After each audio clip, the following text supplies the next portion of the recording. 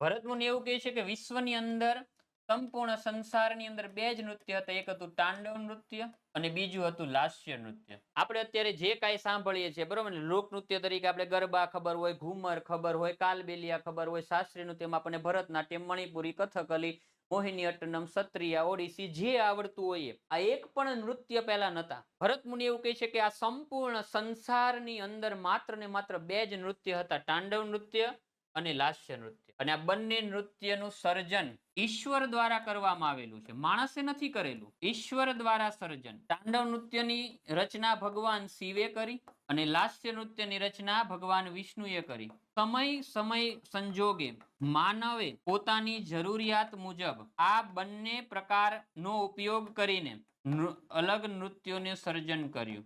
યાની ઈશ્વર દ્વારા સર્જન કરવામાં આવેલા માત્ર ને માત્ર બે જ નૃત્યો હતા દોસ્તો.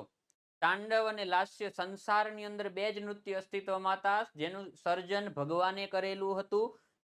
સમય પર માણસે પોતાની જરૂરિયાત મુજબ અલગ અલગ નૃત્યોનું સર્જન કર્યું. આપણે અત્યારે આપણી સમક્ષ જેટલા નૃત્ય જોઈએ, ચાહે શાસ્ત્રીય નૃત્ય હોય કે લોક નૃત્ય હોય, એ બધા જ નૃત્યોનું સર્જન તાંડવ અને લાસ્ય નૃત્યમાંથી થયું છે. એટલે ભવિષ્યમાં તમે યાદ રાખજો, માણસ દ્વારા રચવામાં આવેલા બધા જ નૃત્યોનો મૂળભૂત આધાર સ્તંભ તાંડવ નૃત્ય અને લાસ્ય નૃત્ય છે. આમાંથી જ આ બધા જ નૃત્યોનું સર્જન થયું છે. આપણે જે કાંઈ નૃત્યો સાંભળીએ છીએ, ભરતમુનિ એવું કહે છે કે સર્વપ્રથમ માણસ દ્વારા રચવામાં આવેલું, જો આ બે નૃત્ય ભગવાન દ્વારા રચવામાં આવેલા છે, પણ સર્વપ્રથમ માણસ દ્વારા રચના કરવામાં આવેલું નૃત્ય ભરતનાટ્યમ હતું, જેનું સર્જન ભગવાન દ્વારા રચવામાં આવેલા તાંડવ નૃત્ય અને લાસ્ય નૃત્યમાંથી થયું છે. એટલે સૌથી પ્રાચીનતમ નૃત્ય તમને પૂછે મનુષ્ય દ્વારા રચના કરવામાં આવેલું સૌથી પ્રાચીનતમ નૃત્ય કયું, તો ભરતનાટ્યમ.